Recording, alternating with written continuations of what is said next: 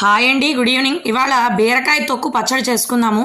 కావాల్సిన పదార్థాలు: ముందు బీర పొట్టు, మనం ఏదైతే బీరకాయ మీద తొక్కు తీస్తామో ఆ తొక్కు అంతటిని శుభ్రంగా వాష్ చేసి పక్కన పెట్టుకోండి. ఒక పెద్ద స్పూన్తో 2 స్పూన్ల శనగపప్పు, 1 స్పూనుడు ధనియాలు, మినపప్పు, ఆవాలు, జీలకర్ర పోపు, అలాగే చింతపండు, ఒక 5 కారంగల ఎండుమిర్చి, 5 కారంగల పచ్చిమిర్చి, ఇంగువ. ముందుగా ఒక బాండీని స్టవ్ మీద పెట్టుకొని చిన్న స్పూన్ ఆయిల్ వేసుకొని ముందుగా మనం తీసుకున్న శనగపప్పును వేసి బాగా ఫ్రై అవ్వనివ్వాలి.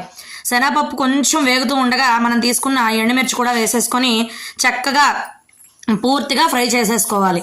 ఇవి కొంచెం 3% వరకు కలర్ మారిపోయాక అప్పుడు మనం తీసుకున్న ధనియాలు కూడా వేసుకొని మరొకసారి ఫ్రై చేసుకొని అందులోనే ఇంగువ కూడా వేసేసుకొని ఫ్రై చేసుకొని ఇవి ఫ్రై అయిపోయాక ఒక ప్లేట్లో తీసుకొని పక్కన పెట్టుకోవాలి.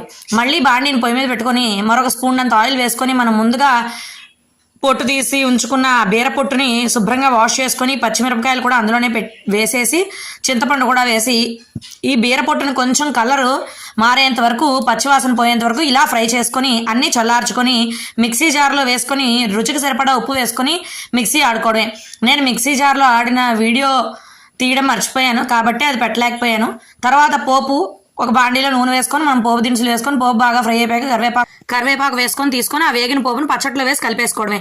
ఎంతో టేస్టీగా ఉండే బీరపొట్టు పచ్చడి రెడీ అయిపోయింది. మీరు కూడా ట్రై చేయండి, షేర్ చేయండి, సబ్స్క్రైబ్ చేయండి, కమెంట్ చేయండి. Bye bye.